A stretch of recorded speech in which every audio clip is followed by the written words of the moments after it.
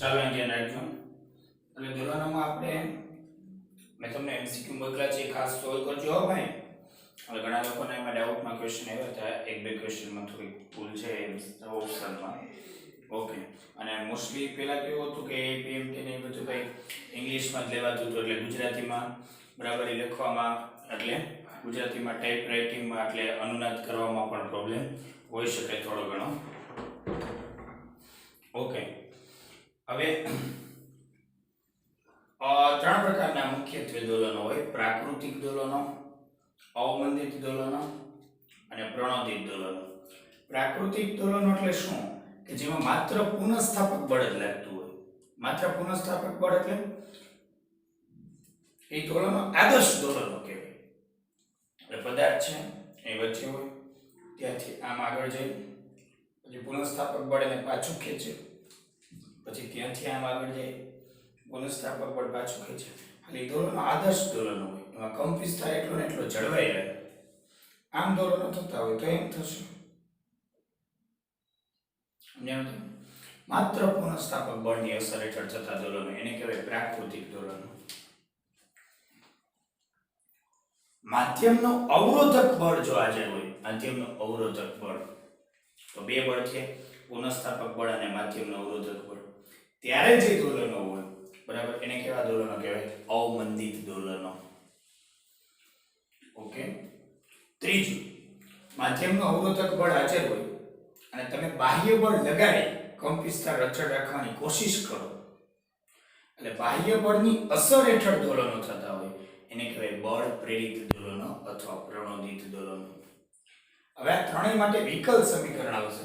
Maths વાળાને તો ખબર હોય છે વિકલ સમીકરણ, વિકલિતના ઉપયોગો જો ચાલી ગયું હોય તો બરાબર. એટલે સ્થાનાંતરનું વિકલ સમીકરણ તારવવું પડશે ત્રણેય માટે. કયા ત્રણેય માટે? પ્રાકૃતિક દોલનો માટે, પછી બીજા કયા દોલનો કીધા મેં તમને? અવમંદિત દોલનો માટે અને પ્રણોદિત દોલનો માટે. જો સરળાવર્ત ગતિ માટે કે તો એ પ્રાકૃતિક દોલનો માટે સમજવાનું. જો પણ એ વિકલ સમીકરણ તમને કરાવું એ પહેલા ખાસ વસ્તુ, x એટલે સ્થાનાંતર, v એટલે વેગ, વેગને લખી શકાય dx/dt. સમજાણો કે નહીં? અને કે સ્થાનાંતરનો પ્રથમ વિકલિત એટલે વેગ. પ્રવેગ એટલે શું? વેગનું સમયની સાપેક્ષે વિકલન, એટલે સ્થાનાંતરનું બે વખત વિકલન. એટલે એને આમ લખાય d2x/dt². બધા એવું બોલતા હોય d2x/dt². એક્ચ્યુઅલી મેં એવું ના બોલે, એને એમ બોલે d2x/dt2 એવું બોલે. અને કહેવાય સ્થાનાંતરનું દ્વિતીય વિકલન. આ સ્થાનાંતરનો બે વાર, પહેલી વાર વિકલન કરો એટલે પાછું વિકલન કરો એટલે પ્રવેગ. એટલે આ તમને ખબર પડી. હવે જોજો, સરળ આવર્ત ગતિ માટે એટલે કે પ્રાકૃતિક દોલનો માટે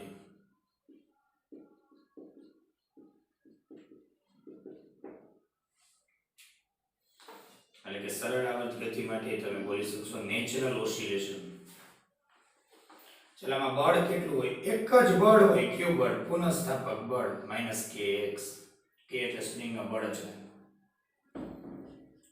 એમની તો એક જ બળ હોય તો પરિણામી બળ આને જ કહેવાય.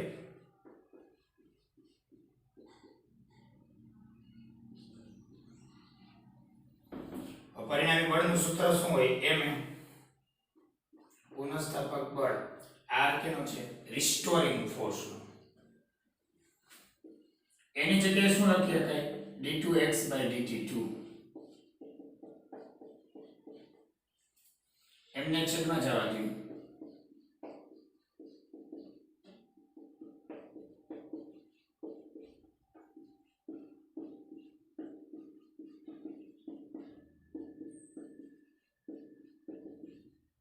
x ની જગ્યાએ y પણ લખી શકાય જો દોલનો આ રીતે થતા હોય તો. z પણ લખી શકાય દોલનો આ રીતે થતા હોય તો. આને કહેવાય સ્થાનાંતરનું વિકલ સમીકરણ. કયા દોલનો માટે? પ્રાકૃતિક દોલનો માટે. d2x/dt2 + k/mx = 0. k/m ને ઓમેગા સ્ક્વેર કહેવાય, કારણ કે ઓમેગા બરાબર √k/m હોય. બરાબર ને? અને ઓમેગા સ્ક્વેર અહીંયા લખી શકાય એવું કઈ ફરજિયાત નથી.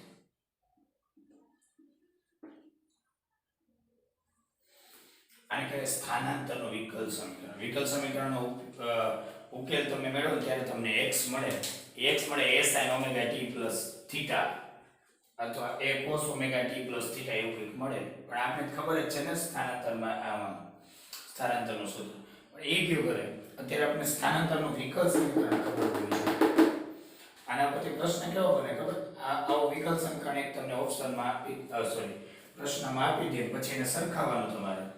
માં d square x by dt square નો ગુણક 1 કરી દેવાનો. આનો ગુણક તમે 1 કરો ને ત્યારે આ x નો ગુણક હોય ને ઓમેગા સ્ક્વેર થઈ જાય. નથી સમજાતું તમને? કઈ વાંધો નહીં, હાલો હું કહું. જો પ્રશ્ન દાખલા તરીકે આવો પૂછો તમને કે SHM માટે વિકલ સમીકરણ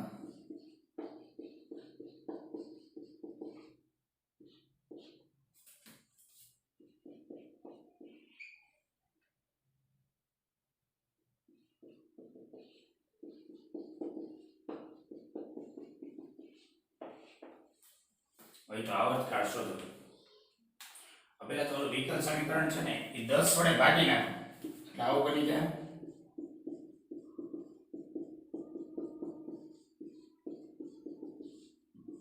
મેં તમને હમણાં જ કીધું આ પાઈ બાય ચોટી એટલે k બાય m થશે ને k બાય m એટલે ઓમેગા સ્ક્વેર.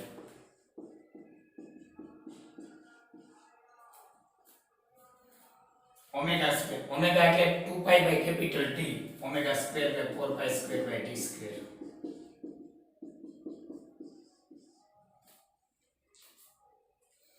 એક એક પાઈ કેન્સલ t સ્ક્વેર બરાબર 120 પાઈ.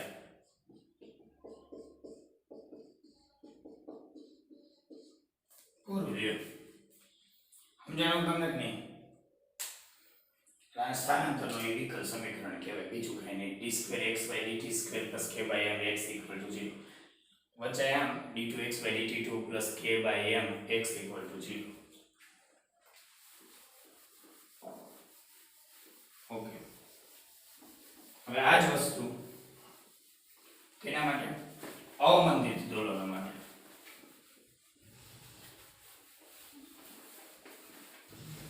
શેના માટે આપણે યાદ રાખશું હવે? અવમંદિત દોલનો માટે. અવમંદિત દોલનોમાં એક બળ વધી જશે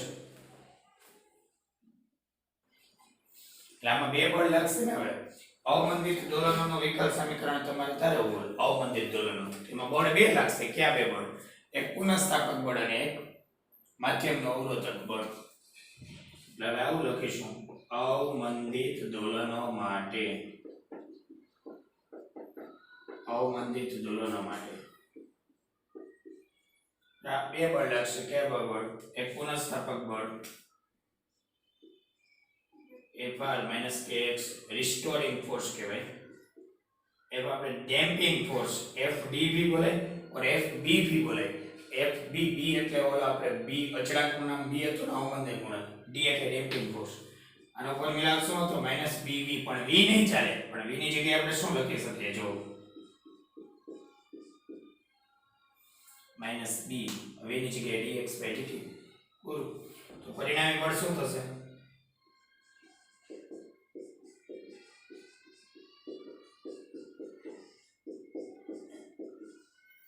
નિશાનીઓ સાથે જ લખે છે એટલે સરવાળો કરવાનો કોઈ વાંધો નથી. હવે પરિણામી બળ F net એટલે ma.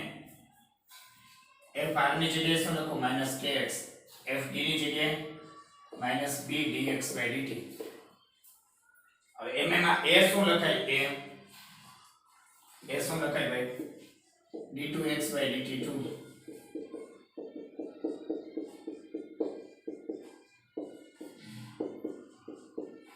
m વડે ભાગી નાખો. m વડે ભાગી નાખો. Sorry. Like k by m આવી જશે, b બાય m આવી જશે. પછી એને આ સાઈડ લઈ લો. આ પેલા લખીશ.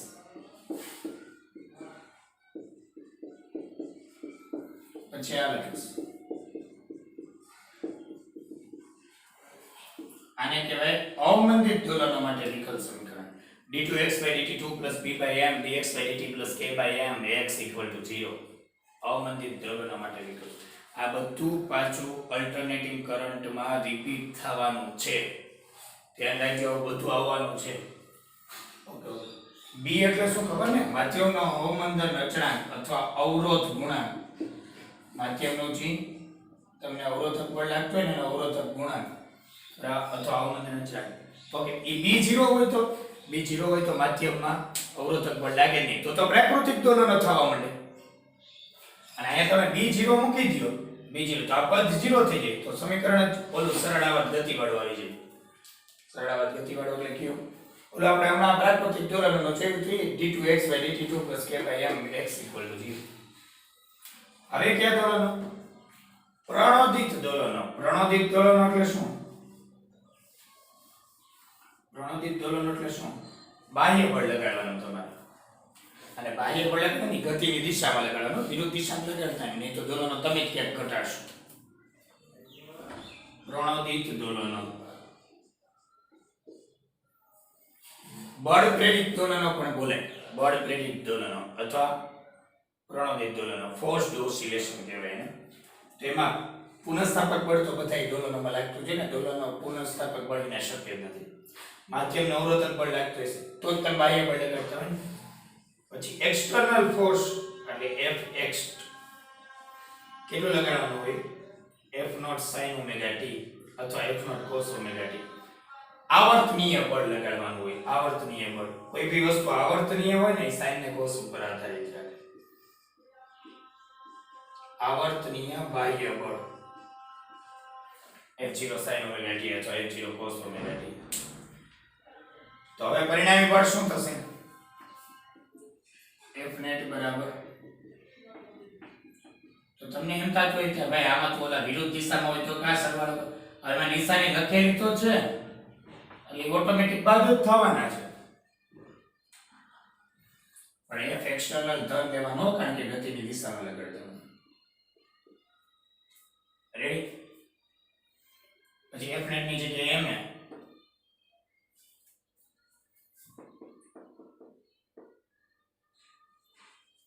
જોજો બરાબર.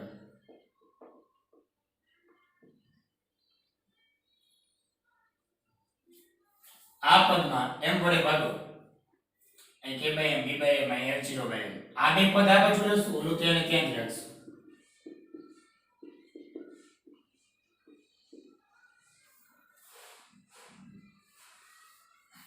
આને કહેવાય પ્રણોદિત દોલનોનું વિકલ સમીકરણ. d2x by dt2 plus b by m dx by dt plus k by m x is equal to f0 by m અથવા f0 by m sin omega t. આ જ્યારે તમે આવર્તનીય બાહ્ય બળ લગાડો દોલનો અચળ ચડાવવા માટે ત્યારે સિમ્પલ વસ્તુ. આ બાહ્ય બળ 0 મૂકી દો તમે તો અવમંદિત દોલનો થઈ જાય. અને એમાં પાછું અવમંદન અચળાંક 0 મૂકી દો તો પ્રાકૃતિક દોલનો થઈ જાય. આ ત્રણેયના વિકલ સમીકરણ મારે તમને સમજાવવાનું. હવે દોલનો ઉપરથી તરંગો આવે, તમને ખ્યાલ જ હશે. પણ તરંગોની ચર્ચા આપણે વિદ્યુત ચુંબકીય તરંગો તમને કરાવીએ. વિદ્યુત ચુંબકીય તરંગો 12th માં જ આપણે એક ચેપ્ટર છે, ચેપ્ટર નંબર 8, બરાબર. અને એના પછી તરંગ પ્રકાશ શાસ્ત્ર સમજવામાં સહેલું પડે. એટલે ત્યારે મારે જરૂર પડશે જ વિદ્યુત ચુંબકીય તરંગોમાં તરંગોની જરૂર પડશે, બરાબર. અને અમુક વસ્તુઓ તમારા બોર્ડમાં એવું તરંગોમાં બાકી છે, હવે તો એ પહેલા તો તમારે બોર્ડની કમ્પ્લીટ કરવી પડશે, પછી જે નીટનું તમને સમજાશે. ઓકે, તરંગોની ચર્ચા આપણે ત્યારે કરશું. એટલે હવે આપણે 12th ના ચેપ્ટરો તરફ આગળ વધશું, બરાબર. ધ્યાન રાખજો 12th છે 11th થી ટોટલી એટલે સંપૂર્ણપણે અલગ છે. હા, 11th ના ઘણા કોન્સેપ્ટ એમાં યુઝ થાય છે, પણ ઓમ ટોટલી અલગ છે. કારણ કે 11th હતું ને એમાં શું હતું ખબર? એક માપન અને એકમ પદ્ધતિનું આપણે ચેપ્ટર સ્ટાર્ટિંગમાં જે જોયું હતું એ. ત્યાર પછી બધું ગતિશાસ્ત્ર જેવું, એટલે યંત્રશાસ્ત્રના બે ભાગ હતા, કાઇનેમેટિક્સ અને ડાયનેમિક્સ. તમે જો બધામાં ગતિ જ આવતી હતી.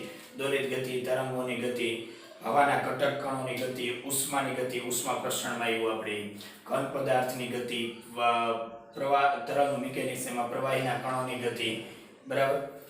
ચાક ગતિ, સુરેખપથ પર ગતિ, સમતલમાં ગતિ, આ બધી ગતિ જેવી. હવે 12th માં આખી શાખા જ બદલી જાય છે ફિઝિક્સની, બરાબર. 12th માં કેટલી શાખાઓ અને કેવા ચેપ્ટરો તમારે ઉપયોગ સમજવાના છે એવું તમને કહું.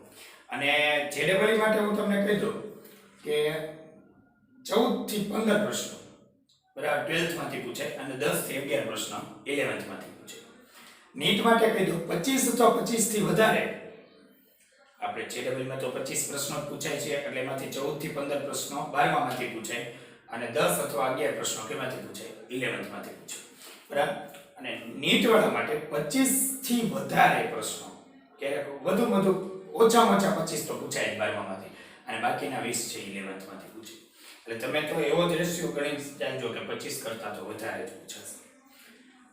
યાદ રાખજો કે જેડબલઈ અને નીટના જે જૂના પેપરો તમે હમણાં જે લાસ્ટ સન્ડે પેપર લેવાનું નીટનું તમે એનસીઈઆરટી ના કોન્સેપ્ટ એકદમ ક્લિયર અને કોન્સેપ્ટ ક્લિયર તો ફિઝિક્સમાં 45 માંથી 40 કરતા વધારે એમસીક્યુ તમે સોલ્વ કરી શકો એમ વધારે કોન્સેપ્ટ ક્લિયર હોવો જોઈએ ગોખેલું નહીં મેં કાંઈ અઘરું હતું જ નહીં જોકે બધા સબ્જેક્ટનું ઈઝી હતું સમજાયું તમને. અને જેડબલઈ ના જે આ વર્ષના પેપર છે સપ્ટેમ્બરમાં જ હમણાં કમ્પ્લીટ થઈ બરાબર જાન્યુઆરીમાં લેવાઈ ગઈ એ બધા પેપરો તમે જુઓ તો એનસીઈઆરટી ના ટોપિક તમારા એકદમ ક્લિયર હોય બીકોઝ 12th માં તો એનસીઈઆરટી માં અમુક સ્વાધ્યાયના વધારાના સ્વાધ્યાયના ઉદાહરણના એવા દાખલા આપેલા છે જબરદસ્ત બરાબર એ તમે કરો એ બધું જેડબલઈ નીટ લેવલનું જ છે સમજાયું તમને. એટલે આપણે તો એક્સ્ટ્રા ટોપિક કરશું જ ઘણા ટોપિક ઘટે છે આ જેડબલઈ માટે નીટ માટે એ આપણે ચર્ચા કરશું જ પણ પેલા એનસીઈઆરટી ને પ્રથમ પ્રાધાન્ય તમારે આપવાનું સમજાયું કે નહીં. એના કોન્સેપ્ટ ક્લિયર હોવો જોઈએ ફિઝિક્સમાં ગોખેલું નહીં ચાલે એમાં એ લોકો બેઠે બેઠું કાંઈ નહીં પૂછે બેઠા એમસીક્યુ હોય એવા 3-4 આલો હોય પણ એમાંથી ઈ જ દાખલો તમને આપ્યો એમાંથી આંકડો બદલાવે ઘણી વાર દિશા બદલી જાય આ તે એકમ બદલી જાય બસ એ પ્રકારનું હોય છે સમજાયું તમને.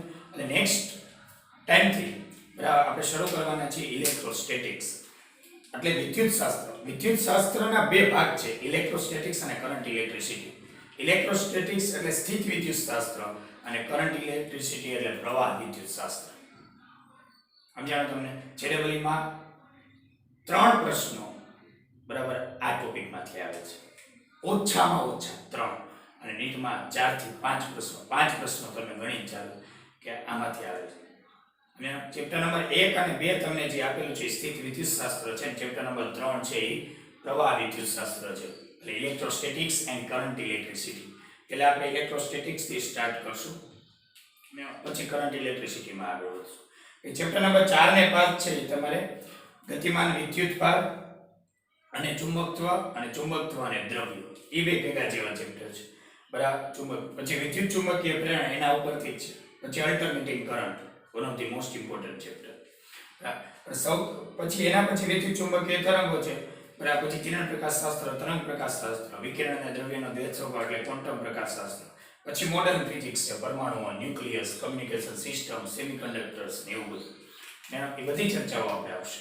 પણ જો સૌથી અઘરો અને સૌથી સારો જેમાં સૌથી વધારે લોજિક વાળા પ્રશ્નો બનાવી શકાય બરાબર એ આ પહેલો વિભાગ સમજ્યા. એમાંથી સૌથી વધારે સ્કોપ છે કેવો અઘરા પ્રશ્નો બનાવવાનો લોજિક વાળા પ્રશ્નો બનાવવાનો કારણ કે એમાં સૂત્રો વધારે આવે છે અને કોન્સેપ્ટ એકદમ પરફેક્ટ જોઈએ આપણે. એટલે વિદ્યુતશાસ્ત્રની આપણે શરૂઆત કરવાના છીએ નેક્સ્ટ લેક્ચરથી બરાબર. એટલે 11th નું તમે પહેલા તો આ SHM એટલે કે સરળાવર્ત ગતિ દોલનો આ બધું પરફેક્ટ રાખજો. અલ્ટરનેટિંગ કરંટમાં આપણે જરૂર પડશે અને તરંગો આપણે સ્કીપ નથી કરવાના. તરંગો આપણે પુષ્પન કરીએ છીએ ક્યારે વિદ્યુત ચુંબકીય તરંગો કરાવીએ એ પહેલા આમાં તરંગોમાં જેટલી જરૂરી વસ્તુઓ છે એ આપણે આવરી લેશું. ખબર પડે છે અહીંયા સુધી રાખશું. MCQ જે તમને આપેલા છે ખાસ સોલ્વ કરજો બરાબર.